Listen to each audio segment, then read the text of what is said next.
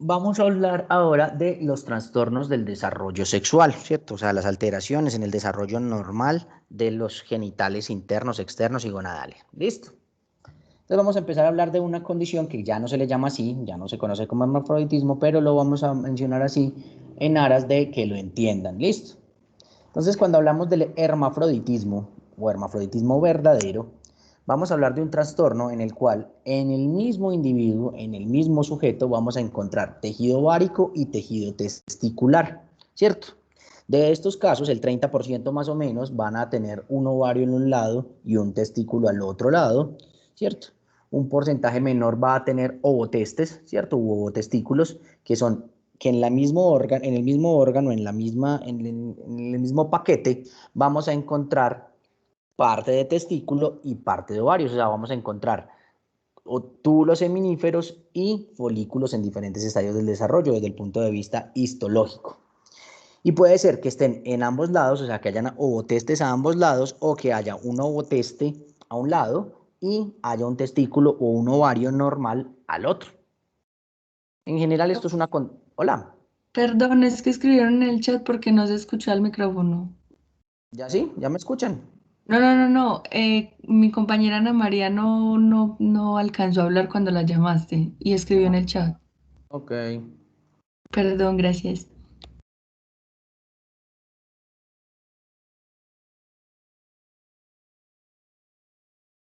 Bueno, listo.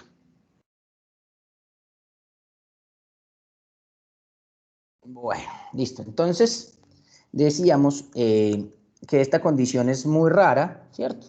Y que básicamente se da por un fenómeno de traslocación del gen SRY entre unas células y otras. Entonces, lo que se conoce como un mosaico. Es decir, que algunas células tienen una configuración genética y otras otras. Entonces, obviamente, ¿qué va a pasar con las células que expresan el SRY?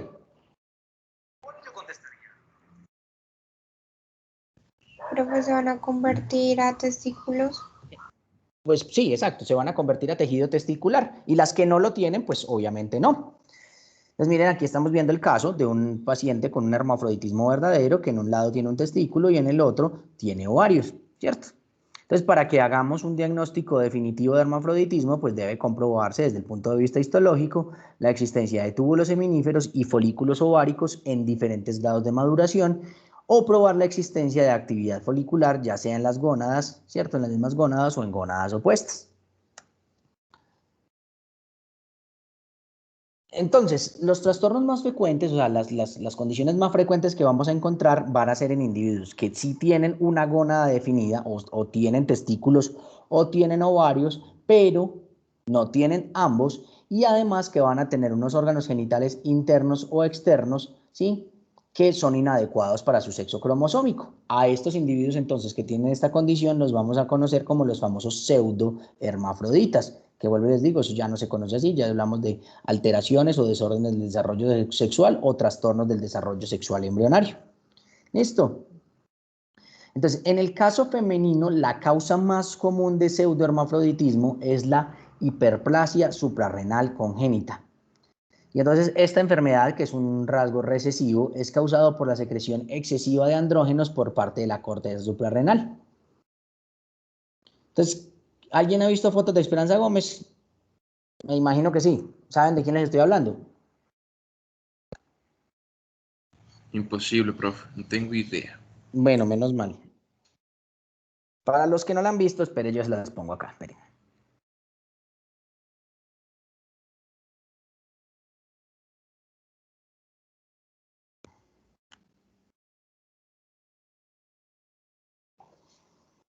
Hmm.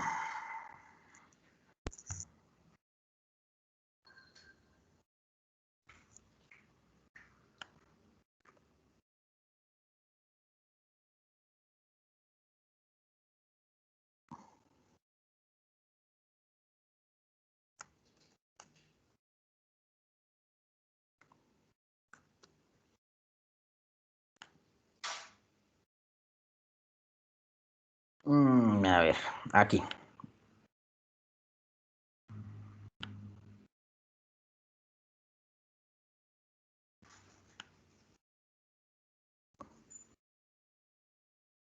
Ok, bueno. Miren, ya les comparto la imagen.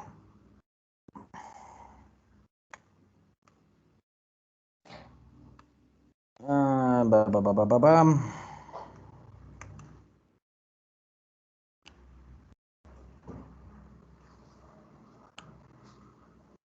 Listo, ¿están viendo la imagen?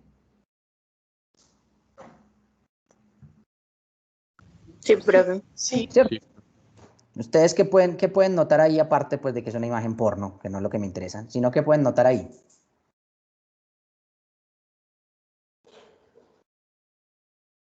Profe, que tiene como pene y vulva.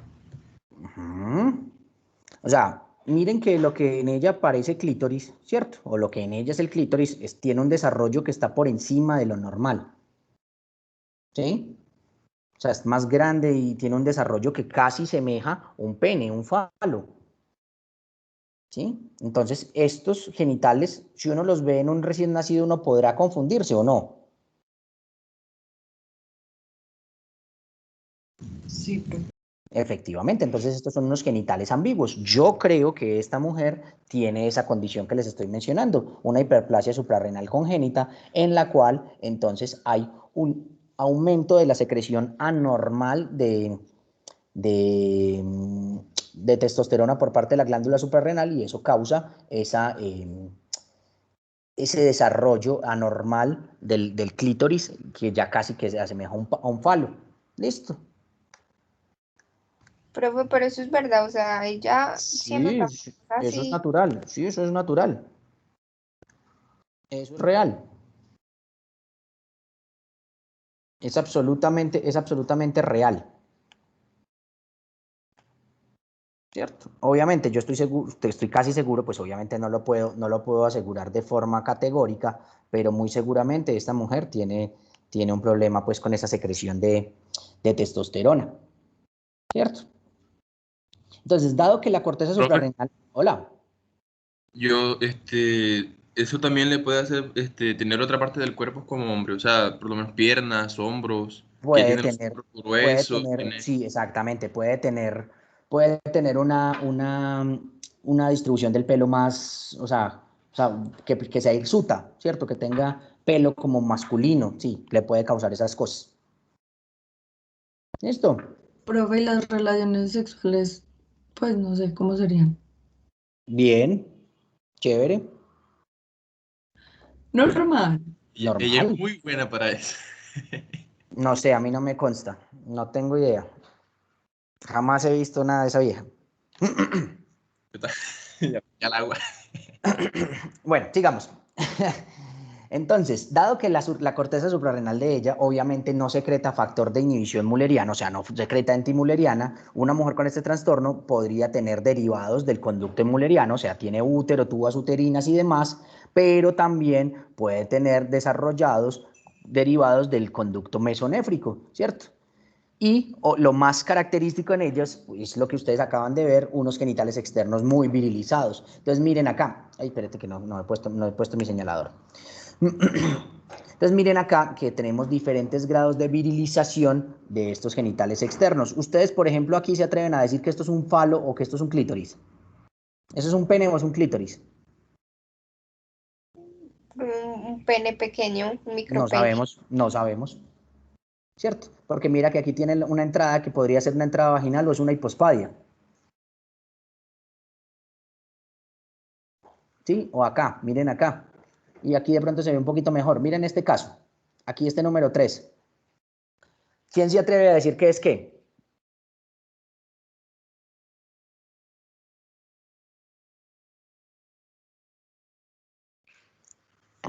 No, profe, eso no se sabe nada. Exactamente, Los dos. exactamente. Entonces, como yo les decía, estos son los casos en los que uno Hola, profe. en los que en los que uno pone una I, ¿cierto? Indeterminado y vamos a ver qué fue lo que pasó. ¿Listo? Profe, pero entonces, digamos, en el caso de que sea mujer, va a tener más deseo sexual porque va a producir pues, en el testículo que tiene testosterona más. Ella Ok. no tiene testículo. Ella tiene ovarios, Bueno. pero sí tiene más testosterona. Porque es que tienes un exceso de función de la suprarrenal que produce testosterona. Entonces sí tiene más deseo sexual, efectivamente. Y en el caso masculino, entonces tenemos el pseudohermafroditismo, que es el síndrome de feminización testicular. Entonces, los individuos con este trastorno tienen testículos de funcionamiento normal, pero no tienen receptores de testosterona. ¿Listo? Entonces, la pregunta que les hago es, ¿qué fenotipo cerebral tienen estos individuos con un síndrome de feminización testicular o de testículo feminizante? ¿Qué fenotipo cerebral tienen?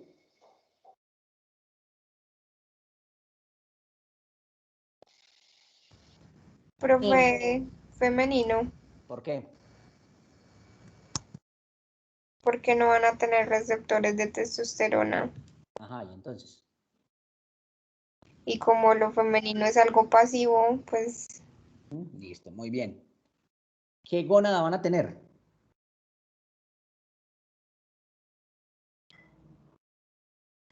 femeninas también, Femeninas, ¿por qué, Verónica? por ser algo pasivo. Vuelve y lee el primer párrafo.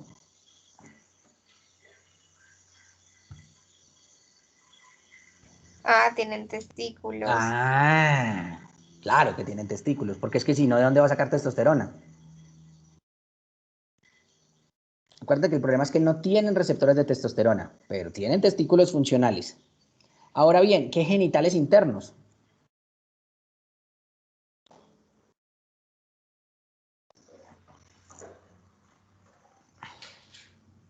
Ahí sí, femeninos porque no van a tener los receptores de la testosterona, entonces se van a desarrollar ya así los femeninos. Piensa bien, Verónica.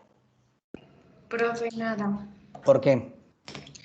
porque tiene células de Sertoli y estas pues producen la hormona mulleriana y va a inhibir que se formen los conductos paramesonéfricos. Ajá, muy bien. Entonces, no, eso me evita estructuras femeninas. ¿Y las masculinas?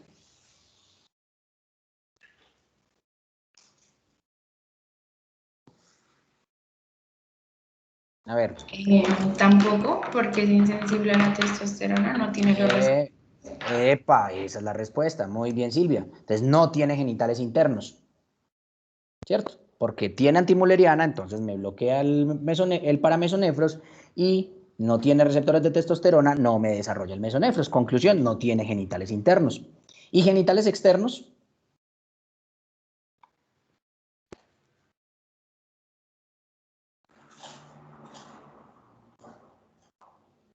¿Qué genitales externos va a tener?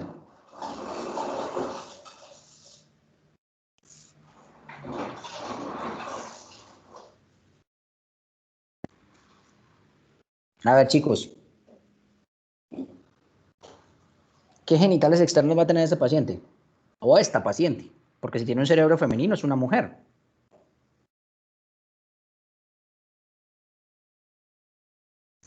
Masculino. ¿Por qué? Mm,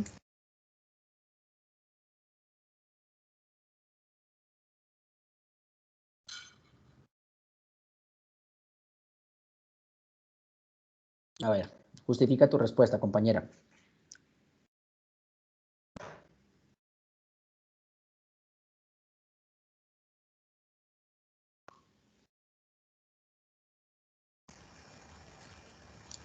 pues, profe, no es porque tiene testículos.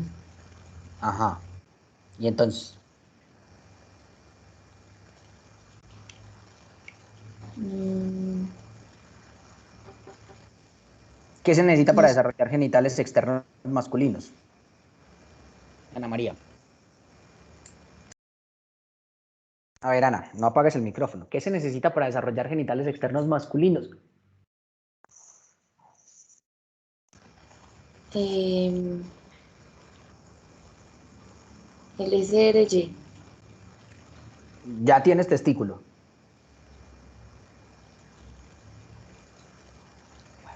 Entonces, mm,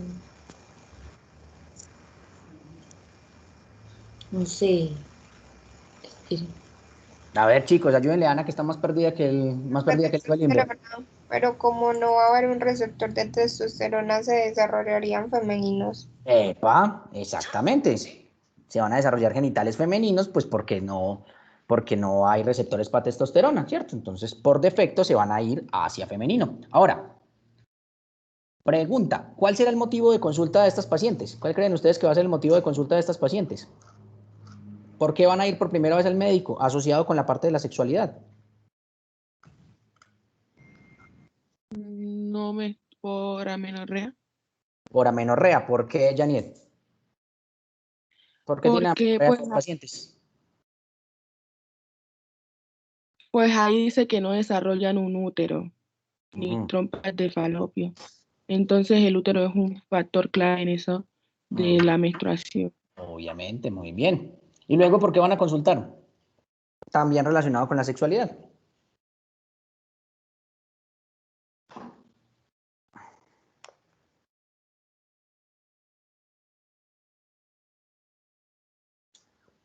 ¿Qué creen ustedes? ¿Que por qué van a ir después? Cuando empiece su vida sexual, ¿por qué van a consultar?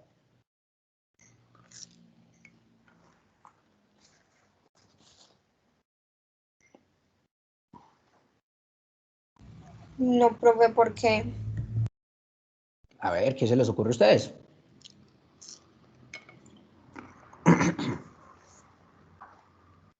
Profe, infertilidad. ¿Por qué?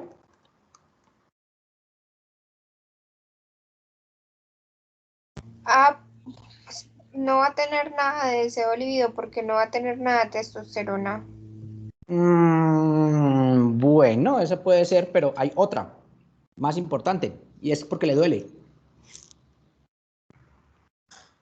¿Qué le dolerá?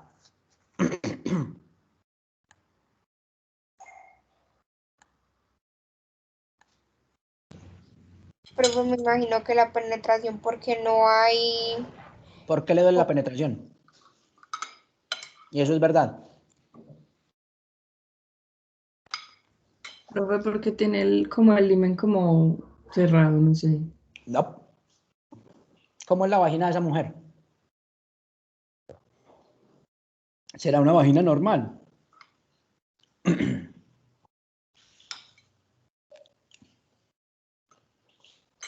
Profe, no, pues no va a ¿Por estar tan qué? desarrollada. ¿Qué parte le va a faltar a esa vagina? Entonces, el orificio. Ah. Piensen que no se desarrolló en ella y entonces tienen la respuesta.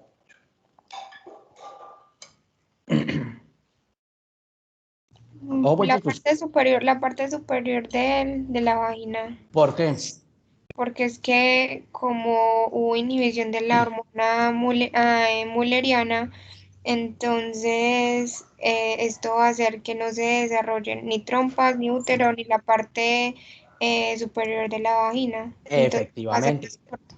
Esa es la respuesta. Entonces va a tener una vagina corta y le va a doler la penetración. Esa es la respuesta.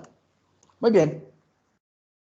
Entonces, como decíamos, entonces estos individuos no van a tener ni genitales internos masculinos ni femeninos, pues porque tiene antimuleriana, que la producen las células de Sertoli, y porque no tienen receptores de testosterona, no puede desarrollar los conductos de Wolff. ¿Queda claro eso?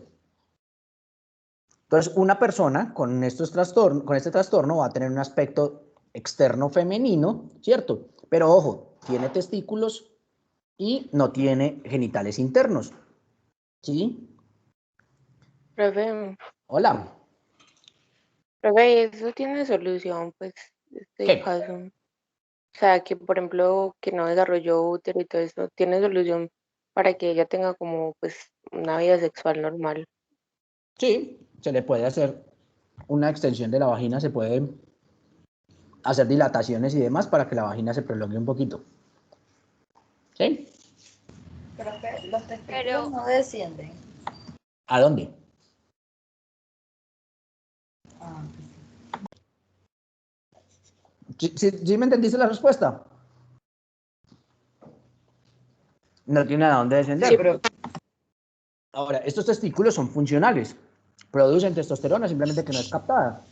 Pero esa testosterona sí tiene la posibilidad de ser captada por el tejido graso de la paciente y por el hígado y convertirse en estrógenos, y de ahí entonces esa mujer saca estrógenos, pues porque obviamente no tiene folículos. Ahora, si uno se da cuenta que esa paciente tiene esta condición, ¿será que la deja así tranquilita y viva su vida? ¿O habrá que hacer algo? Profe, pero yo tengo una pregunta. A la hora, pues lo que decía la compañera que esto tenía solución, cuando se le hace pues como el procedimiento y toda la cosa, pues la paciente todavía le va a generar dolor a la hora de tener relaciones. Si se logra una buena dilatación, no. Eso se puede dilatar y no tiene por qué. Es como los pacientes, las mujeres trans, algo así parecido. Ok, gracias. Ahora, la pregunta es, si yo me doy cuenta que una mujer tiene esta condición, que tiene un testículo feminizante, yo le digo váyase para su casa y ya, no pasa nada. ¿O será que hay que hacer algo más? No, profe, pues hay que hacer algo más. Esa persona no va a tener una vida normal con eso. No va a tener una vida normal respecto a qué, Verónica. Respecto más que todo a su vida sexual. Listo, le resuelvo el Profe, problema. pero yo digo que también Le resuelvo el psicológico, problema de la no, base. ¿Ah? que también psicológico, Listo, bien, le hacemos el apoyo psicológico. Y le dejo los testículos. no. ¿Por qué? ¿Por qué no los dejo? Y es verdad, no se los puede dejar. ¿Por qué?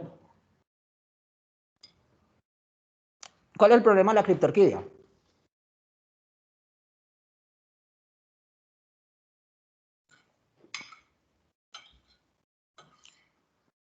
¿Por qué hay que resolver la criptorquidia? Profe, porque no están teniendo una temperatura adecuada. ¿Y qué pasa con esos testículos después de cierto tiempo si no los acomodamos donde debe ser? Mueren, se necrosan. No, no se necrosan. De hecho, no.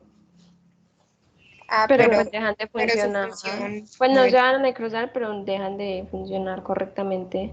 ¿Y qué puede pasar con ellos al final? ¿Cuál es el riesgo? Yo se los dije en clase. Profe, ¿no se convierte en un cáncer? ¡Epa! Tienen alto riesgo de malignización. En este caso no aplica lo mismo que una criptorquidia. Sí. Exactamente. Entonces, estos pacientes hay que sacarles esos testículos por el altísimo riesgo de cáncer, ¿cierto? Y obviamente tocará suplementarles con estrógenos el resto de su vida. Ahora, ¿qué hay que advertirle a esa señora sí o sí? Que, no, que va a ser imposible resolverlo. Que no va a tener hijos. Exactamente, que va a ser infértil. Que desde el punto de vista natural es imposible hacer algo para ayudarle a que tenga hijos. ¿Queda claro? Sí, Ahora, profe. ¿qué pasa con un varón que su único defecto es que tenga un déficit de 5-alfa reductasa? ¿Qué gónada va a tener?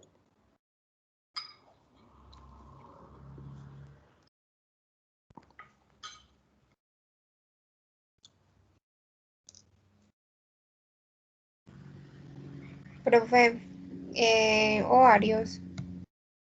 ¿Por qué?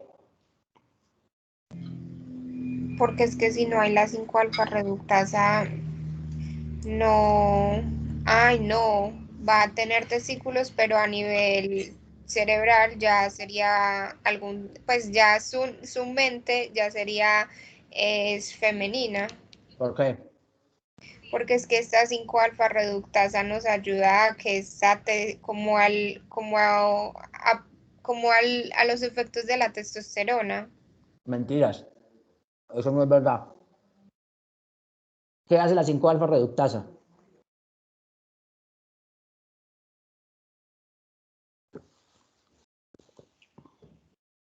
¿Cuál es la acción de la 5-alfa reductasa, chicos?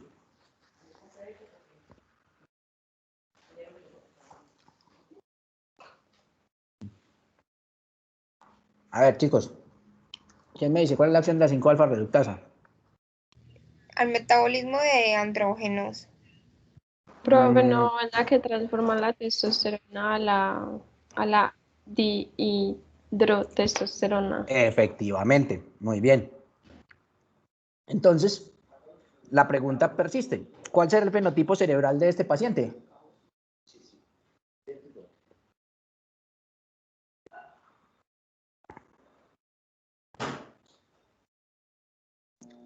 ¿Y por qué? A ver, Salomé, ¿tú qué crees? Que pues que carezca, pues que no haya esta enzima. Ujú. Sería de, pues la gonada que tendría sería, no, Testículo. Ya dijimos que espere, la gónada es un testículo. Lo que estoy ajá, preguntando es cuál es el fenotipo cerebral. femenino.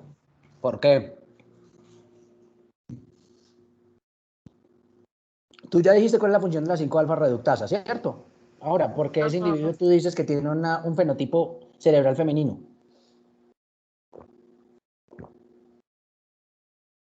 Profe, pues Profe, porque, ay, eso lo dijo una vez en clase.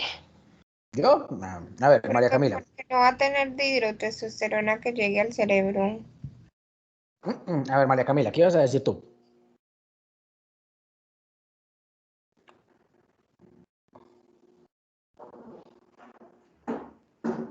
María ay, Camila. no, les- no, no, no. Pues, profe, porque la dihidrotestosterona es un andrógeno, ¿no? Entonces, La pregunta es, aquí les cambio la pregunta. ¿Qué se necesita para masculinizar el cerebro? ¿Cuál hormona se necesita? Testosterona. Testosterona, no dihidrotestosterona. Se necesita testosterona. Entonces, repito la pregunta. ¿Qué fenotipo cerebral va a tener este paciente? Femenino, porque no, como no está la alfa. No, Profe, no va a ser Y no va a ser masculino. masculino. masculino porque no se va a Masculino, formar porque en, dependes de testosterona y la testosterona no tiene ningún problema. Entonces, el ajá. fenotipo cerebral es masculino. Ahora, ¿qué genitales internos va a tener? Genitales internos.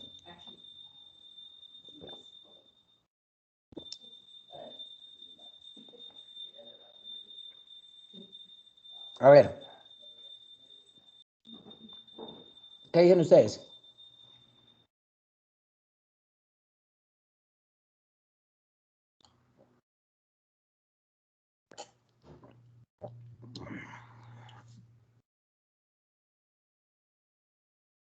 A ver, chicos, ¿quién se anima? ¿Qué genitales internos? Venga, Gina, ¿usted qué dice? Estoy pensando. No piense mucho que le da meningitis, doctora.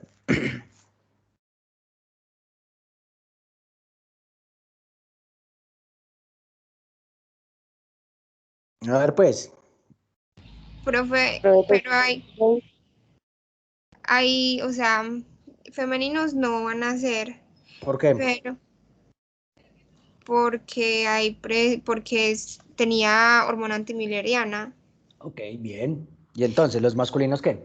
Pero ahí los masculinos, la verdad, ahí sí tengo entonces una duda. Si se ¿Cuál? necesita de la hidrotestosterona para la generación de estos órganos, porque si no se... ¿Qué dicen los compañeros? A ver, ¿qué dicen los compañeros frente a la pregunta de Verónica? ¿Será que para desarrollar genitales internos necesito dihidrotestosterona?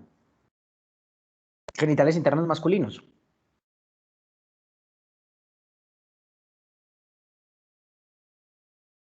Y la respuesta es...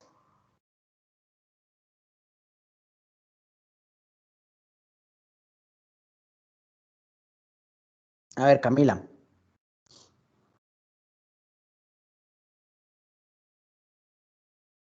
profe, yo creería que no. No. Los genitales internos, el desarrollo de genitales internos depende de testosterona, no de dihidrotestosterona. Entonces va a ser de genitales internos masculinos. Ah, muy bien. Ahora, ¿qué pasa con los genitales externos?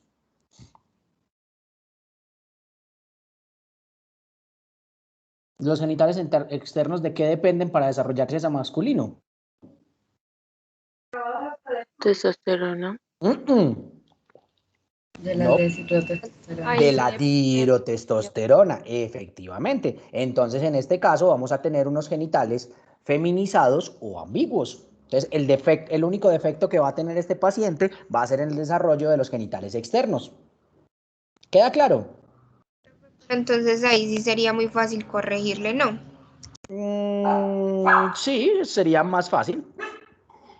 Tanto como muy fácil, no, pero más fácil.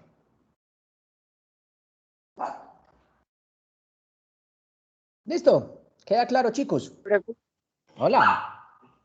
yo tenía una pregunta. Pregunta. Eh, ¿No se ha planteado nunca como algo así, como un trasplante de útero, por decirlo así? Sí, yo creo que ya lo están intentando. Es más, creo que ya lo lograron. Creo, no estoy seguro, pero creo que ya lo lograron. Ah, porque eso sería como una solución para estas personas, ¿no? Sí, podría ser una solución, sí, efectivamente. Y muy seguramente algún Ah, día vamos a llegar allá. Muy seguramente que sí.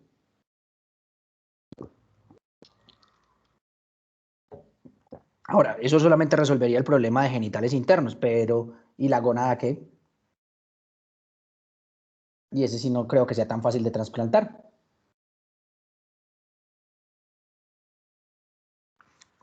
¿Listo? Bueno, entonces, como decíamos, los individuos con déficit de 5-alfa reductasa van a tener genitales internos normales, ¿cierto? Porque estas estructuras dependen de testosterona, no dependen de dihidrotestosterona. Pero los genitales externos no van a estar bien desarrollados, van a tener una apariencia femenina o feminizada, ¿cierto? O por lo menos no adecuadamente masculinizada, porque para el desarrollo de genitales externos dependemos de la dihidrotestosterona, que es el producto de la acción de la 5-alfa reductasa sobre la testosterona. Sí, la 5-alfa reduce. Bien. Entonces vamos a hablar un poquito de esa regulación endocrina, de ese eje hipotálamo hipófisis gonadal.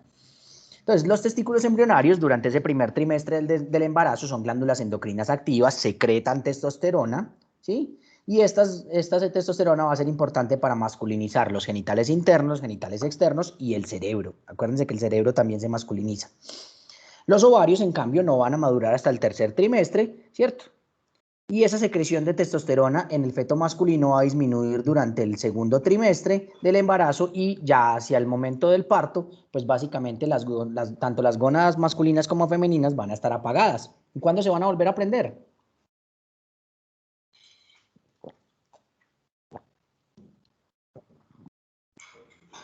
Nada, chicos, ¿cuándo se van a volver a prender esas gónadas? Ni que no. Yo lo que sé es lo que En veo. la pubertad. En la pubertad, exactamente, cuando se vuelva a encender el eje. Muy bien.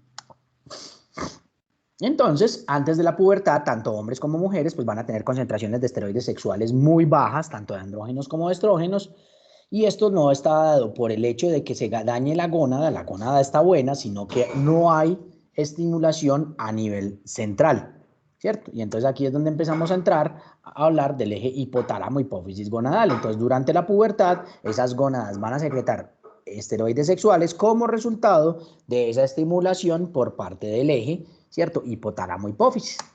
Entonces, miren acá, aquí nos tienen resumido cómo funciona el eje hipotálamo hipófisis gonadal masculino, o sea, en este caso sería el eje hipotálamo hipófisis testicular. Entonces, ¿quién es el centro de todo? ¿Quién es el que coordina todo?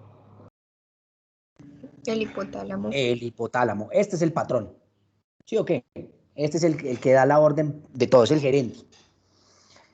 Este hipotálamo entonces va a mandar sus órdenes hacia la adenohipófisis o hipófisis anterior a través de una hormona llamada la GnRH, la hormona liberadora de gonadotrofinas o gonadotropinas, ¿cierto? Las gonadotropinas son dos hormonas, una que se conoce como LH u hormona luteinizante y otra que se conoce como FSH u hormona folículo estimulante, ¿sí? Esos nombres están dados según su acción en la mujer, pero son las mismas en el hombre, ¿cierto? Sino que así se quedaron con el mismo nombre, ¿vale? Entonces, en el varón, ¿cuál va a ser la acción de la LH? ¿Dónde va a actuar la LH?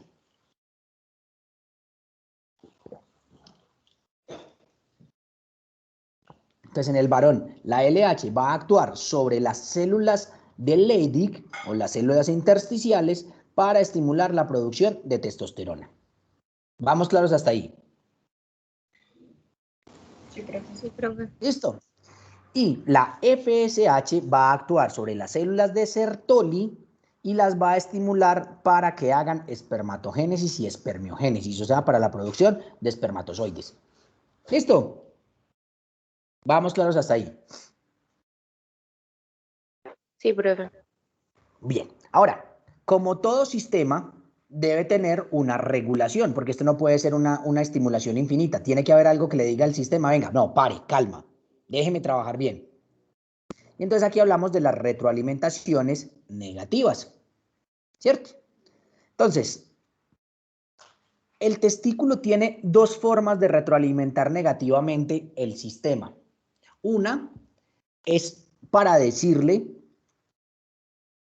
a la hipófisis, déjeme trabajar, yo produzco buenos espermatozoides, y esa es la vía de la inhibina. Entonces, en el túbulo seminífero, la célula de Sertoli, cuando ve que le están dando mucha orden a partir de FSH y le mandan FSH, y dice, no, un momentico, espere, déjeme, yo termino de producir mis espermatozoides bien produciditos, yo los saco bien sacaditos, de buena calidad, y ahorita seguimos. Entonces, ¿cómo manda ella esa orden o cómo manda ella ese mensaje? A través de una sustancia llamada inhibina. Esa inhibina va a actuar directamente sobre la adenohipófisis, bloqueando la secreción de FSH, pero no toca la de LH. ¿Listo? ¿Estamos claros hasta ahí? Sí, profe. O sea, que inhibina solo me va a bloquear ¿qué? FSH. Nada más. ¿Va a tocar el hipotálamo la inhibina? No, solo en la hipófisis. Solo en la hipófisis. Muy bien. La otra forma que tiene el testículo para bloquear el eje es a partir de testosterona.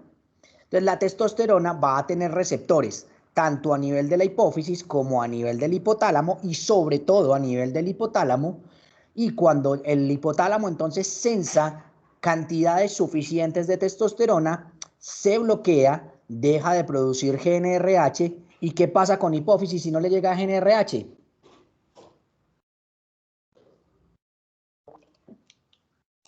No genera FSH, Ni LH. efectivamente. ¿Queda claro? Sí, profe. ¿Listo? Entonces, la testosterona me puede inhibir a los dos niveles y me bloquea las dos gonadotropinas. En cambio, perdón, la testosterona, sí. En cambio, la inhibina solo me actúa a nivel hipofisiario y solo me bloquea ¿cuál de las gonadotropinas? FSH. Únicamente FSH. ¿Estamos de acuerdo? Sí, profe. Bien. Ahora, en el caso femenino pasa una cosa similar. Entonces, el eje de todo sigue siendo el hipotálamo. ¿Listo? El hipotálamo entonces va a producir GNRH, va a ir a adenohipófisis y va a producir LH y FSH. ¿Qué hace FSH en el folículo? ¿Cómo se llama la FSH? Hormona folicular estimulante. Entonces, ¿qué hará la FSH? Estimular los folículos. Exactamente, muy fácil, ¿sí o qué? Como producto de esa maduración folicular, ¿qué va a pasar? ¿Cuáles son las dos consecuencias de ese desarrollo folicular? A ver, ¿a quién se le ocurre? Hay dos cosas que se producen como efecto de esa maduración folicular. Uno, si se madura un folículo, ¿qué va a pasar a la mitad del mes?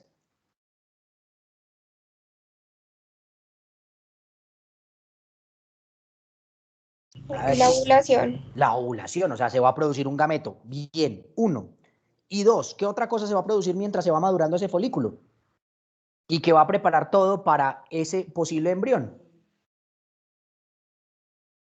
Secretar testosterona.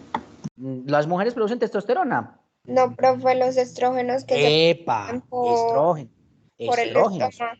Efectivamente, entonces las células de la granulosa van a empezar a secretar estrógenos, ¿cierto? Que van a hacer todos esos cambios dentro del cuerpo femenino, preparándose para un posible embarazo. Entonces, las dos consecuencias de la acción de la FSH son ovulación o producción de gameto y producción de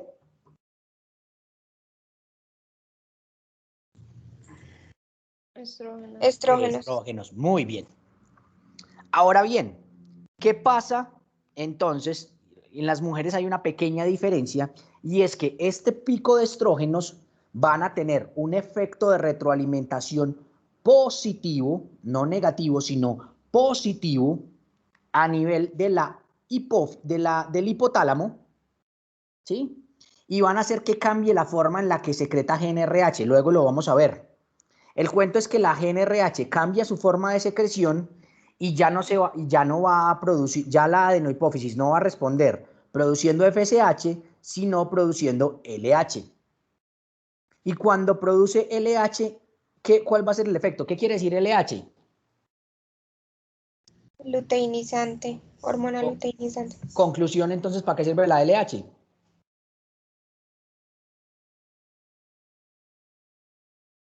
Luteinizante. ¿Qué querrá decir eso? Para luteinizar. O sea, para formar el cuerpo lúteo. El cuerpo lúteo, ¿cierto? ¿Y cuál es la acción del cuerpo lúteo? Además de seguir secretando estrógenos, va a empezar a producir progesterona, que esta no había aparecido todavía. La progesterona entonces va a ir y va a estabilizar el endometrio, esperando al parásito, ¿sí? Pero además va a tener un efecto de retroalimentación negativa igual que el de la testosterona en el varón. O sea que va a tener la capacidad de bloquear adenohipófisis y hipotálamo. ¿Sí? Entonces, el hipotálamo sensa concentraciones de progestágenos y cuando ve que están muy altos, entonces bloquea GnRH, ¿cierto? Y si me bloquea GnRH, ¿qué pasa con las gonadotropinas? Con LH y FSH. Dejan de producirse. Van para el piso, ¿cierto? ¿Y qué pasa con este endometrio que vivía de LH? Perdón, con este cuerpo lúteo que vivía de LH. Muere. Se muere. ¿Qué pasa con los niveles de estrógenos y progesterona? Bajan. Se van para el piso. ¿Qué pasa con el endometrio? Prende. Se va para el piso, empieza a sangrar. ¿Y qué pasa con la mujer? La menstruación. La menstruación. Menstrua, se le putea el genio, no se aguanta ni ella misma, quieren matar al mundo y matarse ellas mismas y el pobre novio sufriendo. Normal, normal. Lo normal, Ave María. Dios mío bendito. Profe, pero entonces cuando A ver. ya se da una fecundación, que esa progesterona no decae, sino que sigue en su furor, entonces antes van a estar de buen genio, ¿ok? Sí, no se les altera el genio. Se ponen más sensibles y más lloronas, pero no se ponen mal genio. Pero además acuérdense que es que hace el embarazo con los estrógenos y la progesterona.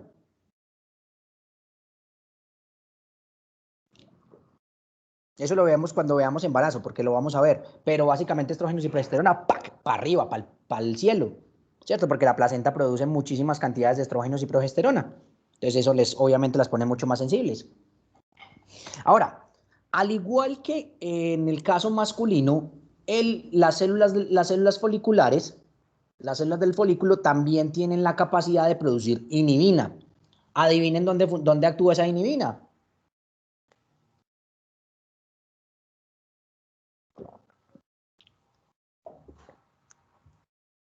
A ver, chicos, ¿dónde va a actuar la inhibina?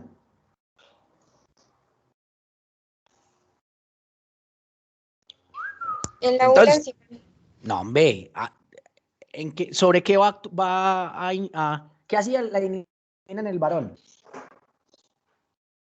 Actúa sobre la hipófisis ¿Para hacer qué?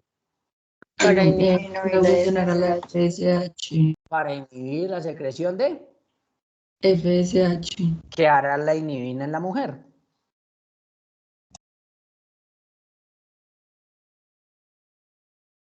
Inhibir también la producción de FSH. ¿Para qué? para darle tiempo a que termine el ciclo. ¿Sí o qué? Para que no se seleccionen nuevos folículos, para ver qué va a pasar con este ciclo que estamos aquí. ¿Va a haber embarazo o no va a haber embarazo? ¿Queda claro? Profe, ¿qué Hola. pasa con esas mujeres, pues con las mujeres que, no sé, que la menstruación no le generan, es pues el mal genio, todo eso, por decirlo así? No, son variantes. No todo el mundo, no todo el mundo las hormonas le producen los mismos efectos obligatoriamente. Pero sí está claro que esos cambios en el humor de las mujeres durante el ciclo menstrual tienen una relación directa con las hormonas. Pero no todas son iguales. Hay mujeres que no les pasa absolutamente nada. Es más, hay mujeres que por ejemplo, la menstruación, no quiere que el novio ni las toque, que les toque un pelo. Hay otras mujeres que se ponen súper arrechas, ¿cierto? Eso son variabilidades fisiológicas. ¿A alguno de ustedes se les alborotan los arrechocitos cuando están con el periodo? Sí. Hay unas que se les alborotan los arrechocitos, y hay otras me imagino que hay muchas aquí que no quieren ni que las miren. Ah, bueno, pues, Entonces, eso tiene que ver con la variabilidad individual.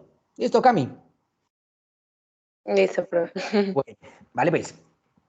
Profe, es decir Ahora, que las mujeres que menstruan como muy rápido, o sea, no sea como un ¿a qué tiempo te exacto. refieres? ¿A qué te refieres con rápido, Gina? No te entiendo. Cuando te refieres a rápido, ¿es que O sea, temprano en la edad o qué? ¿cómo? ¿Que les llega más temprano, con menos años? ¿A qué te refieres No, con sino rápido? que hay un tiempo más corto para que suceda, para que se dé menstruación entre menstruación. Ah, los ciclos son más cortos. Ajá. Ya. ¿Qué? La pregunta O es sea, ¿cuál? en ese caso producen más FSH, o sea, no se da como la progesterona no le inhibe bien. No, simplemente sus tiempos fisiológicos son más cortos. Y de nuevo, eso tiene que ver con la variabilidad individual.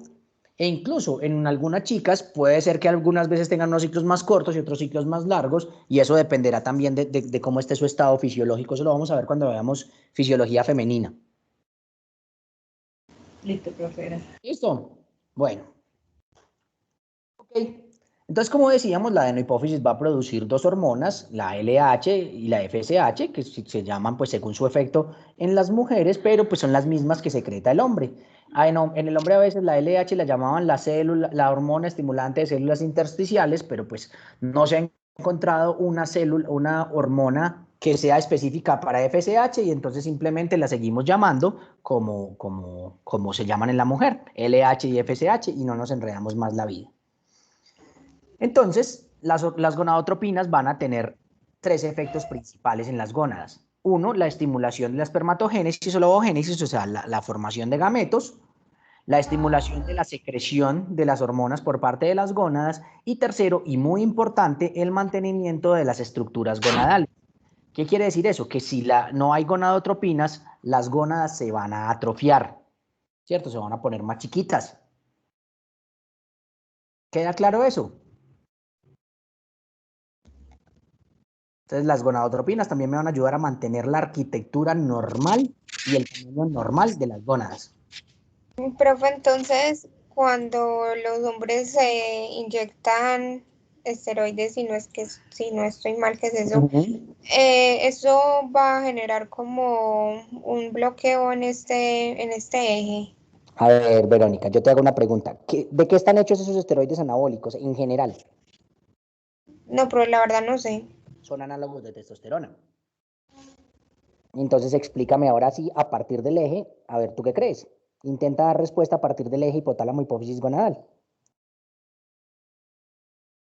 Entonces, ellos están poniendo cantidades industriales de testosterona.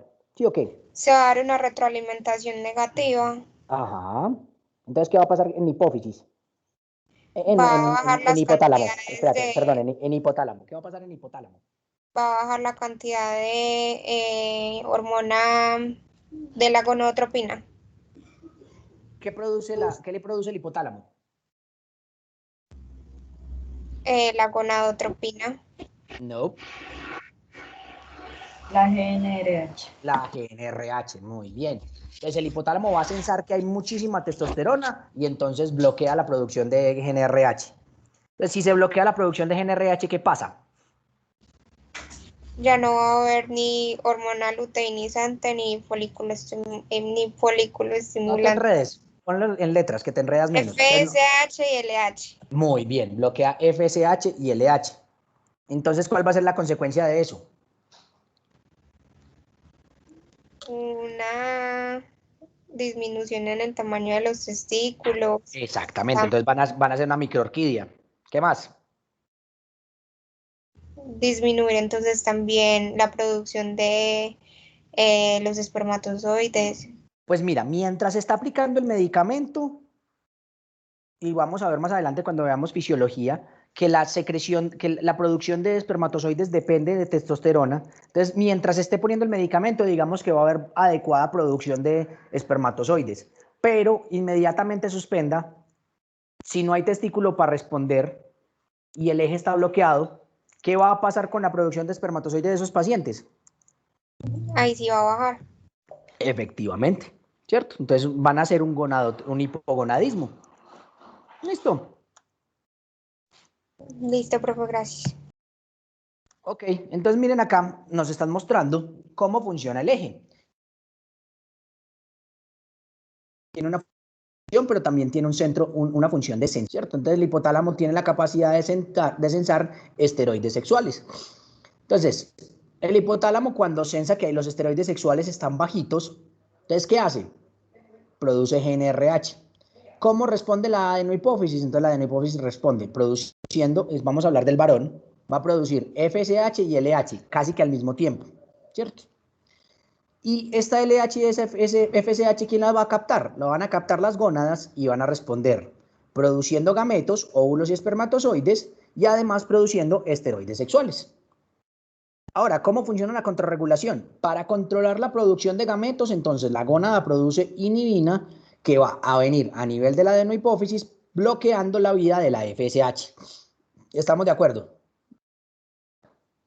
Y del lado de los esteroides sexuales, testosterona en el varón y progestágenos en la mujer, entonces va a haber sensor a nivel de la adenohipófisis, pero sobre todo a nivel del hipotálamo, y entonces cuando hay suficiente cantidad de esteroides sexuales, simplemente me va a bloquear la producción de GNRH y bloquea de ahí para abajo. ¿Está claro? Miren que no es difícil. ¿Qué es lo que hay que hacer? Jugar con eso. Bueno, y si pasa esto, entonces ¿qué? Y si pasa aquello, entonces ¿qué? ¿Dónde bloqueo? ¿Estamos de acuerdo? Sí, Sí, profe. profe, en caso Hola. de que sea una mujer la que está ingiriendo pues los esteroides para ganar pues masa y todo eso, solo tendría cambios así como musculares, por decirlo así. No, No, acuérdate que el hipotálamo de las mujeres también sensa testosterona. sí. Entonces, si se empieza a aplicar esa vaina, igual bloquea el eje. ¿Listo? Pero ya tiene cambios referente a las gónadas o no. ¿Tú qué crees? Según lo que hemos hablado, ¿tú qué crees que cuál será la respuesta? Profe, no sé. ¿Qué crees? No tienes que tener la respuesta correcta, pero trata de hacer el análisis. ¿Qué crees tú que qué pasará, María Camila? Pero entonces en ellas no sería más de que no habría como ovulación. Bueno, entonces lo primero es que tienen anovulación. Bien. ¿Y qué más va a pasar?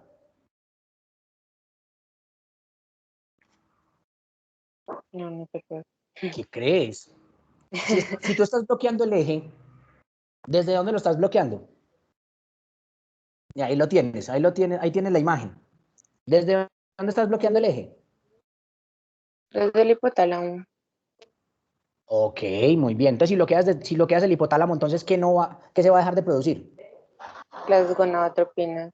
Ajá. Y entonces, si no hay gonadotropinas, ¿qué pasa con el ovario?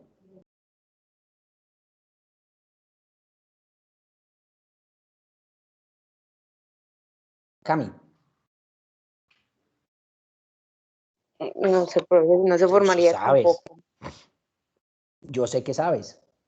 ¿Qué Pero o quiere sea, decir? sería lo mismo como los hombres, no sé, es que se me olvida la Sí, palabra, o sea, como que no se formaría o se pondría. se Pues sí. atrofia, se Ah, atrofia. se podría. Efectivamente, hay atrofia ovárica, tienes toda la razón. ¿Queda claro? Ah, sí, profe, muchas gracias. Listo, está muy bien. Bueno, chicos, entonces en esta imagen simplemente lo que nos están mostrando es que clínicamente nosotros tenemos posibilidades de evaluar la función gonadal, ¿cierto? Y que nosotros lo vamos a hacer en un nivel primario, un nivel secundario y un nivel terciario. ¿Qué es lo primero? Normalmente uno que estudia, ¿cuál nivel estudiaría? Si necesita saber la función del eje hipotálamo hipófisis gonadal en un paciente, ¿cuál sería el primer nivel que evaluaría?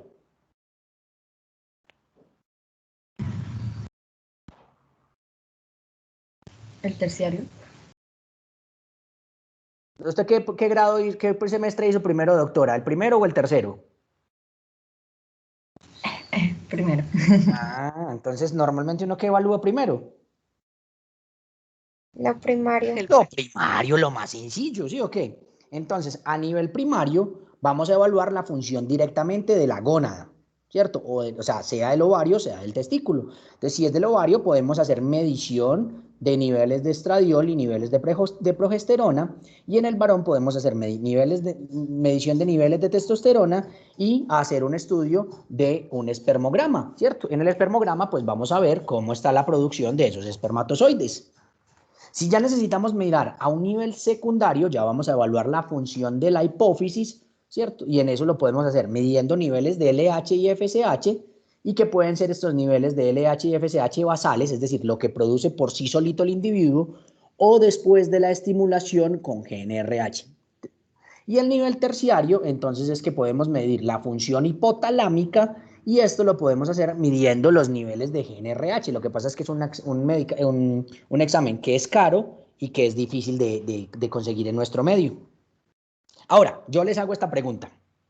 Resulta que a ustedes les llega una paciente de 25 años y les llega por amenorrea, ¿cierto? Ese es el motivo de consulta de la paciente. Tiene una amenorrea. Listo. La paciente tiene vida sexual activa. O sea, tiene sexualidad y no se cuida. ¿Qué es lo primero que ustedes le van a hacer? Prueba de embarazo. Una prueba de embarazo. Listo. ¿Por qué una prueba de embarazo, Vero? Que tiene una edad de 25 años que es súper para tener pues los hijos. Tiene una vida sexual activa y la amenorrea puede indicarnos que está en embarazo. Muy bien. Pero no le antes de hacerle exámenes, tú no le has hecho una pregunta importante.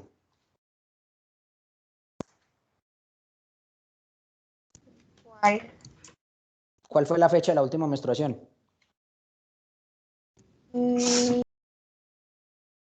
Sí, es verdad. Uh-huh. Pues si es en los menos de 9 meses, pues sí vale la pena una prueba de embarazo. Si no, pues ya la descartaríamos. Y la fecha de la última menstruación de ella es nunca. Ah, súper descartado. Ah. Ok, entonces tú necesitas saber dónde está el problema, porque esta muchacha nunca ha tenido una menstruación. Entonces, ¿qué le vas a pedir? Medición de estradiol. Estradiol, bajito.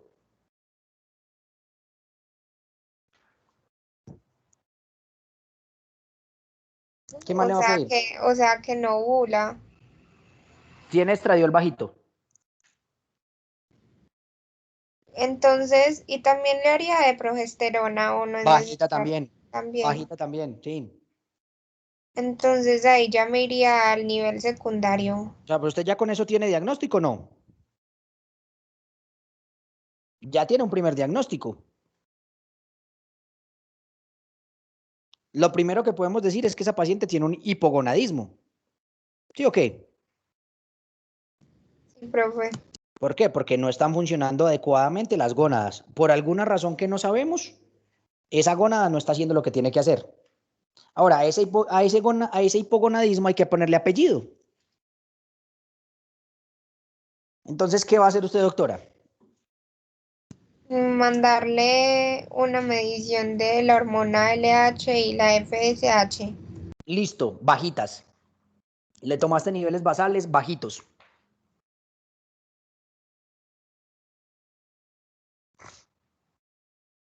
Y entonces, ¿qué Profe, va a hacer, doctora? entonces, pues la verdad, lo más seguro es que de pronto tendría un adenoma en la hipófisis que está evitando una segregación de estas dos hormonas, porque es que a nivel hipotalámico, pues un adenoma es algo pues O que sea, casi no se ve. usted ya con eso se casa con ese diagnóstico, no le va a pedir nada más. No, ay, Por profe, eso, hágale, doctora. Yo soy el auditor y me le abrí de patas. Usted puede pedir lo que le dé la gana y no le va a joder la vida.